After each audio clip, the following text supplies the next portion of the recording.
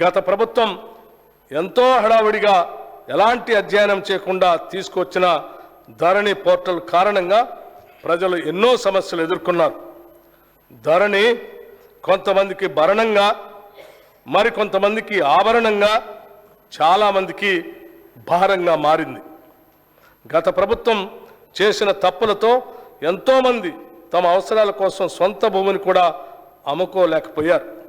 పిల్లల పెళ్లిళ్ళకి, చదువులకి, ఇతర అవసరాలు తీర్చుకోలేక తీవ్ర ఆవేదన చెందారు. ఇదంతా లోపభూయిష్టమైన ధరణి పోర్టల్ కారణంగానే జరిగింది. ఇప్పుడు మా ప్రభుత్వం ఏర్పడిన తర్వాత రికార్డులు పరిశీలించిన మీదట ఇది నిజమేనని తేలింది. అందుకే ఈ సమస్యను పరిష్కరించేందుకు మా ప్రభుత్వం అత్యధిక ప్రాధాన్యతనిచ్చింది.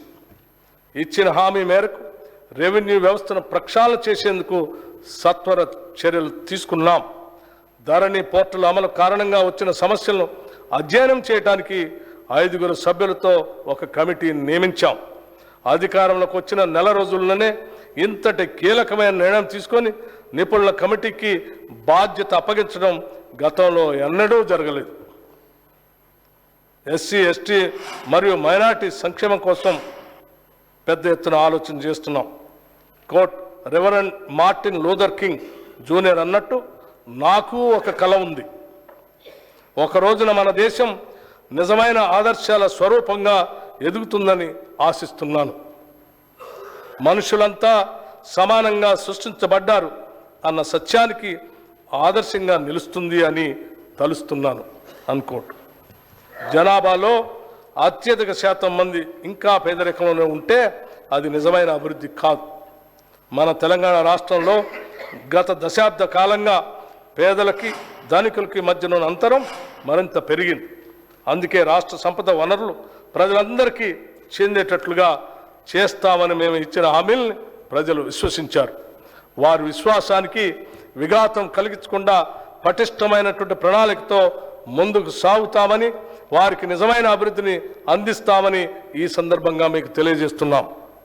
ఎస్సీ, ఎస్టీ, మైనార్టీ విద్యార్థుల భవిష్యత్తు కొరకు ఏర్పాటు చేసిన గురుకుల పాఠశాలను మరింతగా అభివృద్ధి పరుస్తాం. సొంత భవనాలు లేని గురుకుల పాఠశాలకు నూతనంగా అన్ని వసతులతో కూడిన భవనాలని నిర్మించడానికి ప్రణాళికలు సిద్ధం చేస్తున్నాం. అన్ని గురుకుల పాఠశాలల్లో సౌర విద్యుత్తుని ఏర్పాటు చేసి దాని ద్వారా ఆదాయ విద్యుత్ వినియోగ ఛార్జీల్ని తిరిగి అవసరమైన చోట వాటి అభివృద్ధికే ఉపయోగిస్తాం. ఎస్సీ గురుకులాల భవన నిర్మాణాలకి 1000 కోట్ల రూపాయలు మరియు ఎస్టీ గురుకుల భవనానికి 250 కోట్ల రూపాయలు ఈ బడ్జెట్లో ప్రతిపాదిస్తున్నాం. గురుకుల పాఠశాల సొసైటీ ద్వారా నూతనంగా 2 MBA కళాశాల ఏర్పాటు ప్రక్రియ ప్రారంభించాం. వీటి ప్రతిపాదనలను ఇప్పటికే all India council for textile technical education వారికి తగిన అనుమతి కొరకు సమర్పించడం జరిగింది. రాష్ట్రంలోని గురుకుల పాఠశాలకు బోధనా సిబ్బంది నియామకాలు అతి త్వరలోనే పూర్తి చేయబోతూ ఉన్నాం. ఎస్సీ సంక్షేమానికి 21,874 కోట్ల రూపాయలు, ఎస్టీ సంక్షేమానికి 13,313 కోట్ల రూపాయలు మరియు మైనార్టీ సంక్షేమానికి 2,262 కోట్ల రూపాయలు ప్రతిపాదిస్తున్నాం. బీసీ సంక్షేమం మనిషిని మహోన్నతుడిగా తీర్చిదిద్దేదే విద్య ఒక్కటే అని చెప్పిన మహాత్మా జ్యోతిబా పూలే అడుగుజాడల్లో నడిచేందుకు సంకల్పించుకున్న ప్రభుత్వం మాది. ఈ దిశలోనే మేము బీసీ డిక్లరేషన్ ఇచ్చి తెలంగాణలోని వెనుకబడిన ప్రజల ఆకాంక్షలు తీర్చేందుకు ముందుకు వెళుతున్నాం. గతంలో బీసీల సంక్షేమం కోసం, విద్య కోసం ఎంతో ఘనంగా కేటాయింపులు చేసేవారు. అయితే కేటాయించిన నిధులు విడుదల అయ్యేవి కాదు. కేవలం ఎన్నికల సంవత్సరంలో మాత్రమే కేటాయించిన నిధుల్లో కొంత మేరకు విడుదల చేసేవారు. ఈ విధంగా ప్రజలను మభ్యపెట్టే ఒక దుష్ట సాంప్రదాయాన్ని గత ప్రభుత్వం అనుసరించింది. అయితే పేద, బడుగు, బలహీన వర్గాలకు చెందిన విద్యార్థులకి మెరుగైన సౌకర్యాలు కల్పించి నాణ్యమైన విద్యను అందించాలన్నదే మా సంకల్పం. అదేవిధంగా సమాజంలోని అత్యంత నిరుపేదలైన వారి కుటుంబాల నుంచి వచ్చే విద్యార్థులు ఎక్కువగా ఉండే గురుకుల పాఠశాలపై మరింత ఎక్కువ మొత్తంలో నిధులు ఖర్చు చేయాలని నిర్ణయించాం. కేంద్రం అమలు చేస్తున్న సావిత్రిబాయి పూలే అభ్యుదయ యోజన పథకం నుంచి కూడా అదనపు నిధులు సాధించి తెలంగాణలో పకడ్బందీగా అమలు చేస్తాం. బీసీ విద్యార్థులకి ఉపకార వేతనాలను క్రమం తప్పకుండా అందిస్తాం. అంతేకాదు విదేశీ విద్యా పథకం కింద మరింత ఎక్కువ మంది విద్యార్థులకు చేయూత అందిస్తాం. ఈ చర్యల ద్వారా బలహీన వర్గాలకు చెందిన విద్యార్థులు మరే ఇతర విషయాల గురించి ఆలోచించకుండా విద్యాభ్యాసం చేసి జీవితంలో ఉన్నత శిఖరాలకు అందుకునే విధంగా వారికి సహాయపడతాం. ప్రైవేటు భవనాల్లో ఉన్న బీసీ హాస్టళ్లకు ప్రభుత్వ భవనాలు కట్టిస్తాం. రాష్ట్రంలో ఉన్న వెనుకబడిన తరగతుల గురుకులాలకు స్వంత భవనాల నిర్మాణానికి ఈ బడ్జెట్లో 1,546 కోట్ల రూపాయలు ప్రతిపాదిస్తున్నాం. రాష్ట్రంలో ఇప్పటికీ సాంప్రదాయ వృత్తుల్లో చాలా కుటుంబాలు జీవనం సాగిస్తున్నాయి. వారికి నూతన సాంకేతికతలో శిక్షణ ఇచ్చి అవసరమైన పనిముట్లు అందజేస్తాం. వారు చేసిన ఉత్పత్తులకి మేలైన మార్కెటింగ్ సౌకర్యాలు కల్పిస్తూ వారి అభ్యున్నతికి సహకరిస్తాం. అదే సమయంలో వారి పిల్లలకు నాణ్యమైన విద్య అందించేందుకు సహాయం చేస్తాం. వారు ఐఐటి మరియు అంతర్జాతీయ విశ్వవిద్యాలయాల్లో సీట్లు సాధించేలా అవసరమైన శిక్షణ ఏర్పాటు చేస్తాం. భవిష్యత్తులో వారు విదేశీ ఉద్యోగ అవకాశాలు కూడా అందిపుచ్చుకునేటట్టు వారిని తయారు చేస్తాం. ఈ బడ్జెట్లో బీసీ సంక్షేమానికి 8,000 కోట్ల రూపాయలు ప్రతిపాదిస్తున్నాం. మహిళా శిశు సంక్షేమం. సమాజంలో సగభాగం మహిళలే. మహిళా సాధికారత అనేది కొందరికే పరిమితం కారాదు. ఈ కారణంతోనే కాంగ్రెస్ ప్రభుత్వం తమ మేనిఫెస్టోలో సింహభాగం మహిళల గురించి హామీలు ఇచ్చింది. తెలంగాణ ఆడబిడ్డలను మహాలక్ష్ములను చేయాలనే ఆలోచనతోనే మహిళలకు ఉచిత బస్సు ప్రయాణం పథకాన్ని డిసెంబర్ 9న ప్రారంభించుకున్నాం. ఇందిరా కాంతి పథకం ద్వారా మహిళా స్వయం సహాయ సంఘాలని పెద్ద ఎత్తున ప్రోత్సహిస్తాం. పిల్లలు ఉద్యానవనంలో మొగ్గల్లాంటి వారు, రేపటి పౌరులు. జాతి భవిష్యత్తు నిర్మించేది వాళ్లే. కాబట్టి వారిని జాగ్రత్తగా ప్రేమగా పెంచాలి అని భారత తొలి ప్రధాని పండిట్ జవహర్లాల్ నెహ్రూ ఏనాడో చెప్పారు. ఆ సూక్తిని పాటించేందుకు రాష్ట్ర ప్రభుత్వం అకుంఠిత దీక్షతో పనిచేస్తుంది. పాఠశాల విద్యపై మా ప్రభుత్వం ఎక్కువ శ్రద్ధ చూపాలని నిర్ణయించింది. అవసరమైన నిధులు అందుబాటులో ఉంచడమే కాకుండా అన్ని స్కూళ్లలో డిజిటల్ క్లాస్ రూమ్లను ఏర్పాటు చేయాలని నిర్ణయించాం. రాష్ట్రంలో ఉన్న 35,781 అంగన్వాడీ కేంద్రాల ద్వారా గర్భిణీ స్త్రీలకు, బాలింతలకు పోషకాహారాన్ని అందించే కార్యక్రమాన్ని పటిష్టంగా చేపడుతున్నాం. విద్యారంగం. తెలంగాణ రాష్ట్రాన్ని ఎడ్యుకేషన్ హబ్గా తయారు చేయాలనేది రాష్ట్ర ప్రభుత్వ సంకల్పం. అంతేకాదు పేదవారు సైతం ఉన్నత విద్యను అందుకునే విధంగా ఫీజు రియంబర్స్మెంట్ విధానాన్ని తీసుకొచ్చింది కాంగ్రెస్ ప్రభుత్వమే. అయితే గత ప్రభుత్వం ఫీజు రియంబర్స్మెంట్ నిధులను సరైన సమయంలో విడుదల చేయకపోవటం వల్ల ఎంతోమంది విద్యార్థులు తమ చదువు పూర్తయి కూడా కాలేజీల నుండి తమ అర్హత సర్టిఫికెట్లు పొందలేక ఎన్నో విలువైన అవకాశాలు కోల్పోయి తీరని నష్టం చవిచూశారు. ఆనాడు కాంగ్రెస్ ప్రభుత్వం ప్రారంభించిన సాంప్రదాయాన్ని మరింత పకడ్బందీగా ముందుకు తీసుకువెళ్ళటానికి ఈనాటి మా ప్రభుత్వం కృతనిశ్చయంతో ఉంది. ఫీజు రియంబర్స్మెంట్తో పాటుగా ఎస్సీ, ఎస్టీ, బీసీ, మైనార్టీ బాలబాలికలకు ప్రస్తుత స్కాలర్షిప్లని సకాలంలో అందించేందుకు కూడా అన్ని ఏర్పాట్లను చేస్తున్నాం. ప్రతి మండలానికి అధునాతనమైన సౌకర్యాలతో, అంతర్జాతీయ ప్రమాణాలతో తెలంగాణ పబ్లిక్ స్కూల్ని ఏర్పాటు చేస్తామని ఈ సందర్భంగా మీకు తెలియజేస్తూ ఉన్నాం. కళాశాల స్థాయిలో ఉద్యోగానికి అవసరమైన మేరకు కోర్సులను ప్రవేశపెట్టి పోటీ ప్రపంచంలో తెలంగాణ విద్యార్థులు నెగ్గుకు రాగల సమర్థతను సమకూరుస్తాం. ఉన్నత విద్యా మండలిని పూర్తిగా ప్రక్షాళన చేసి ఉన్నత విద్యలో ప్రమాణాలని మెరుగుపరుస్తాం. పైలట్ ప్రతిపాదికన తెలంగాణ పబ్లిక్ స్కూల్స్ ఏర్పాటుకు ఈ బడ్జెట్లో 500 కోట్ల రూపాయలు ప్రతిపాదిస్తున్నాం. రాష్ట్రంలో సాంకేతిక విద్యను మరింత పటిష్టంగా మరియు పారిశ్రామిక అవసరాలకు అనుగుణంగా సమాయత్తం చేయడానికి మన రాష్ట్రంలోని 65 ఐటీఐల్ని ప్రైవేటు సంస్థల భాగస్వామ్యంతో ఒక బృహత్తర ప్రణాళిక అమలుపరచబోతా ఉన్నాం. ఈ రంగంలో అనుభవం ఉన్న ప్రముఖ జాతీయ మరియు అంతర్జాతీయ సంస్థలు ప్రభుత్వంతో కలిసి పనిచేయడానికి ఆసక్తి చూపిస్తున్నాయి. ఇతర రాష్ట్రాల్లో మన అధికారులు బృందం అధ్యయనం చేయించి మనకు అవసరమైన రీతిలో ఒక ఉత్తమమైన ప్రణాళిక తయారు చేయడం జరిగింది. దీనిలో భాగంగా రాష్ట్రంలోని అన్ని ప్రభుత్వ ఐటీఐలకి కొత్త సాంకేతిక పరికరాలు అందించడం, వాటిని ఉపయోగించుకునేందుకు అవసరమైన శిక్షణను కొత్త కోర్సుల రూపంలో అందిస్తాం. ఈ ఐటీఐల్లో అదనంగా సీట్లు పెంచి ఎక్కువ మంది విద్యార్థులకి శిక్షణ అందిస్తాం. ఇక్కడ శిక్షణ పొందిన విద్యార్థులకి 100% ఉద్యోగాలు పొందేలాగా ప్రణాళిక ఉంటుంది. ఈ పథకానికి మంత్రివర్గ ఆమోదం కూడా లభించిందని చెప్పడానికి సంతోషిస్తున్నాను. స్కిల్ యూనివర్సిటీ ఏర్పాటుపై కూడా రాష్ట్ర ప్రభుత్వం ముందడుగు వేసింది. గుజరాత్, ఢిల్లీ, ఒడిశా రాష్ట్రాల్లోని స్కిల్ యూనివర్సిటీలను అధ్యయనం చేసేందుకు అధికారుల బృందం ఇటీవల పర్యటన జరిపింది. ఆయా రాష్ట్రాల్లో అమలు చేస్తున్న విధానాలను పరిశీలించి అత్యుత్తమ విధానాలను మన రాష్ట్రంలో అమలు జరిపేందుకు ప్రయత్నిస్తున్నాం. ఉస్మానియా విశ్వవిద్యాలయం మొదలుకొని రాష్ట్రంలో ఉన్న అన్ని విశ్వవిద్యాలయాల్లో ఉన్నత విద్యను ప్రోత్సహించడానికి మౌలిక సదుపాయాల కల్పనకి 500 కోట్ల రూపాయలు ప్రతిపాదిస్తున్నాం. విద్యారంగానికి ఈ బడ్జెట్లో 21,389 కోట్ల రూపాయలు ప్రతిపాదిస్తున్నాం. ప్రజల ఆరోగ్య భద్రతకు అత్యంత ప్రాధాన్యత కల్పిస్తున్నాం. గతంలో కాంగ్రెస్ ప్రభుత్వం రాజీవ్ ఆరోగ్యశ్రీ అనే గొప్ప పథకాన్ని ప్రారంభించింది. ఈ పథకాన్ని పెరిగిన వైద్య ఖర్చులకు అనుగుణంగా ప్రస్తుత అవసరాలు తగ్గట్టుగా మరింత విస్తృతపరిచి 10 లక్షల రూపాయల వరకు ఉచిత వైద్యం పొందేలాగా ఇప్పటికే ప్రారంభించాం.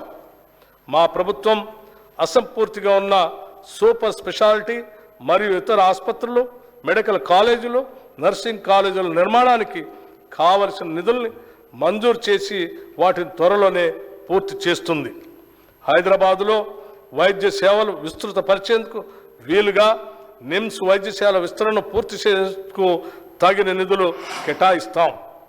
పాత బస్తీల్లోని చారిత్రాత్మక ఉస్మానియా ఆసుపత్రి నూతన భవన నిర్మాణాన్ని త్వరలోనే ప్రారంభిస్తాం. ప్రకటనలకే పరిమితి అయిన వైద్య రంగంలోని సిబ్బంది నియామకాలను తగిన కాల పరిమితితో పూర్తి చేస్తాం. మా ప్రభుత్వం ఏర్పడిన వెంటనే 6,956 నర్సింగ్ ఆఫీసుల నియామకాల ప్రక్రియను పూర్తి చేసి వారికి నియామక పత్రాలని అందజేయటం జరిగింది. ప్రభుత్వ వైద్యశాలలను మరింత పటిష్టపరిచి విద్యా నిర్వహణకు కావలసిన నిధుల్ని మంజూరు చేస్తాం. నూతన వైద్య కళాశాలలు అవసరమైన సిబ్బందిని మరియు వనరుల్ని సమకూరుస్తాం. వైద్య రంగానికి ఈ బడ్జెట్లో 11,500 కోట్ల రూపాయలు ప్రతిపాదిస్తున్నాం. యువజన సంక్షేమం, యువకుల్ని రెచ్చగొట్టడం కాదు, హక్కున చేర్చుకుంటాం. వారికి ఆసరాగా ఉంటాం, ఆదుకుంటాం. స్వేచ్ఛాయుత తెలంగాణలో ఆత్మగౌరవంతో బతికే ఏర్పాట్లు చేస్తాం. యువతే దేశానికి భవిష్యత్తు అంటూ కూనిరాగాలు తీయటం కాదు, చిత్తశుద్ధితో వారికి మెరుగైన జీవితానికి బాటలు వేస్తాం. ఇది మా వాగ్దానం మాత్రమే కాదు, ఇది మా విధానం. గత ప్రభుత్వం చేసిన పనులతో యువతలో ఆత్మస్థైర్యం దెబ్బతిన్నది. వారు భవిష్యత్తుపై ఆశను కోల్పోయారు. వారి భవిష్యత్తుకు మేము గ్యారంటీ ఇచ్చాం. అందుకే రాష్ట్రంలోని యువత మొత్తం మా వెనక నిలిచింది, మమ్మల్ని గెలిపించింది. ఈ నిజం మాకు తెలుసు కాబట్టి బాధ్యతగా ఉంటాం. చెప్పిన మాట ప్రకారం ఉద్యోగ నియామకాల విషయంలో జాబ్ క్యాలెండర్ తయారు చేసే ప్రక్రియని ప్రారంభించాం. మెగా డిఎస్సి నిర్వహించబోతున్నాం. దాదాపు 15,000 మంది కానిస్టేబుల్ల రిక్రూట్మెంట్ అతి త్వరలో పూర్తి చేసి నియామక పత్రాలు ఇవ్వబోతున్నాం. ఇప్పటికే నోటిఫికేషన్లో చేర్చినవి కాకుండా అదనంగా 64 గ్రూప్ 1 ఉద్యోగాల భర్తీకి ఉత్తర్వులు జారీ చేయటం జరిగింది. 10 సంవత్సరాలు పాలించిన గత బీఆర్ఎస్ ప్రభుత్వం ఒక్క గ్రూప్ 1 ఉద్యోగం కూడా నియామకం చేయకుండా నిరుద్యోగుల జీవితాలతో చెలగాటమాడింది. తెలంగాణ పబ్లిక్ సర్వీస్ కమిషన్ సరైన దారిలో నిరుద్యోగ యువత ఆకాంక్షలు నెరవేర్చే విధంగా పనిచేయటానికి ప్రక్షాళన చేయటం జరిగింది. టీఎస్పీఎస్సీ తన కర్తవ్యాన్ని నిర్వహించడానికి అవసరమైన 40 కోట్ల రూపాయలు ఆర్థిక వనరుల్ని, అదనపు సిబ్బందిని ఇప్పటికే మంజూరు చేశాం. కార్మిక సంక్షేమం. తెలంగాణ రాష్ట్రంలోని కార్మికుల సంక్షేమానికి ప్రభుత్వం ప్రాధాన్యతనిస్తుంది. సంఘటిత కార్మికులకి, అసంఘటిత కార్మికులకి అందించే సాయాన్ని మరింత పకడ్బందీగా అందుబాటులో ఉంచుతాం. నిబంధనలు సరళీకరించడం ద్వారా ఎక్కువ మంది లాభం చేకూరే విధంగా చర్యలు తీసుకుంటున్నాం. మా ప్రభుత్వం గిగ్ వర్కర్ల సంక్షేమానికి కూడా పునాదులు వేసింది. గిగ్ వర్కర్ అంటే ఒక తాత్కాలిక ఉద్యోగం లాంటి వాడు. సాంప్రదాయ ఉద్యోగుల వలె కాకుండా గిగ్ ఎకానమీ కార్మికులకి పూర్తి సమయ ఉద్యోగికి ఉండే భద్రత, ప్రోత్సాహకాలు మరియు ఉద్యోగ ప్రయోజనాలు ఉండవు. వారికి ఏదైనా ప్రమాదం సంభవించి ప్రాణాలు కోల్పోతే వారి కుటుంబం మొత్తం రోడ్డున పడుతుంది. అందుకే మా ప్రభుత్వం ప్రమాదవశాత్తు మరణించిన వారికి ఈ సామాజిక భద్రతా స్కీమ్ కింద 5 లక్షల రూపాయల ప్రమాద బీమా పథకాన్ని వర్తింపజేస్తూ డిసెంబర్ 30, 2023 ఉత్తర్వులు జారీ చేశాం. చేనేత. తెలంగాణ రాష్ట్రం చేనేత కార్మికులకి పుట్టినిల్లు. తెలంగాణకు గర్వకారణంగా ఉన్న చేనేత పరిశ్రమను ప్రోత్సహించడం అంటే తల్లి తెలంగాణ ముద్దు బిడ్డల్ని గౌరవించుకోవటమే. తెలంగాణలోని వివిధ ప్రాంతాల్లో వివిధ రకాల చేనేత కార్మికులు ఉన్నారు. మన చేనేత అన్నలు చేసే ప్రతి పని ప్రత్యేకమే, ప్రతి వస్త్రం అద్భుతమే.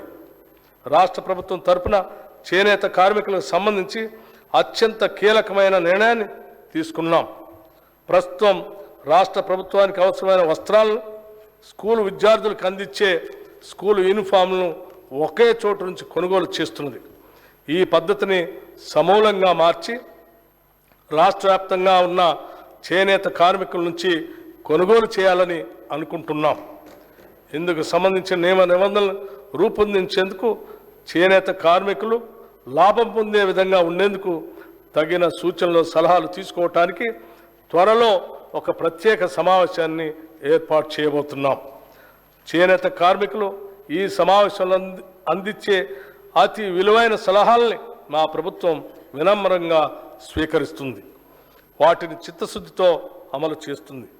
అగ్గిపెట్టెలో పట్టే చీర నేసిన తెలంగాణ అద్భుత చేనేత కళా వైభవాన్ని తిరిగి ప్రపంచం ముందు ఉంచుతాం. విద్యుత్ రంగం. రైతులకు ఉచిత విద్యుత్ ఇవ్వటం అనేది కాంగ్రెస్ పార్టీ అధికారంలో ఉన్నప్పుడు ప్రారంభించిన విధానం. కాంగ్రెస్ ప్రభుత్వ హయాంలో రైతులు ఈ ఉచిత విద్యుత్ పథకంతో ఎంతో ఆనందంగా ఉండేవారు. తెలంగాణ రాష్ట్రంలో అప్పటి వరకు కొనసాగిన రైతు ఆత్మహత్యలు ఆగిపోవటానికి ఆనాటి కాంగ్రెస్ ప్రభుత్వం విద్యుత్ విషయంలో అనుసరించిన వ్యూహాత్మక విధానాలే అనే విషయం మేము ఈ సందర్భంగా గుర్తు చేస్తున్నాం. రాష్ట్రంలోని రైతులకి 24 గంటలు నాణ్యమైన విద్యుత్తును అందించడానికి మా ప్రభుత్వం కట్టుబడి ఉంది. రాష్ట్రంలోని అర్హులైన కుటుంబాలకి గృహజ్యోతి పథకం కింద 200 యూనిట్ల విద్యుత్తుని ఉచితంగా అందించేందుకు ఇప్పటికే మంత్రివర్గ నిర్ణయం జరిగింది. దానిని అమలు చేసే సత్వర చర్యలు చేపడుతున్నాం. ఈ పథకానికి బడ్జెట్లో 2418 కోట్ల రూపాయలు ప్రతిపాదిస్తున్నాం. రాష్ట్రంలో ట్రాన్స్కో మరియు డిస్కమ్లకి ఈ బడ్జెట్లో 16,825 కోట్ల రూపాయలు ప్రతిపాదిస్తున్నాం. అడవులు మరియు పర్యావరణం. తెలంగాణ రాష్ట్రంలో పర్యావరణ పరిరక్షణకు ప్రభుత్వం విశేష ప్రాధాన్యతనిస్తుంది. సింగిల్ యూజ్ ప్లాస్టిక్ వాడకాన్ని పూర్తిగా నియంత్రించడానికి ప్రజల సహకారంతో అమలు చేసేందుకు రాష్ట్ర ప్రభుత్వం కృతనిశ్చయంతో ఉంది. ఈ సంవత్సరంలో ప్రభుత్వం బయోడైవర్సిటీ మేనేజ్మెంట్ కమిటీల్ని పటిష్టపరచడం, పర్యావరణ అవగాహన మరియు శిక్షణ కార్యక్రమాలని చేపట్టబోతున్నాం. అంతేకాకుండా తెలంగాణ మత్స్య సంపద వైవిధ్యం, వెదురు పంటల సంరక్షణ మరియు పునర్జీవం, చిత్తడి నేలల సంరక్షణకి సంబంధించిన కార్యక్రమాలు చేయబోతున్నాం.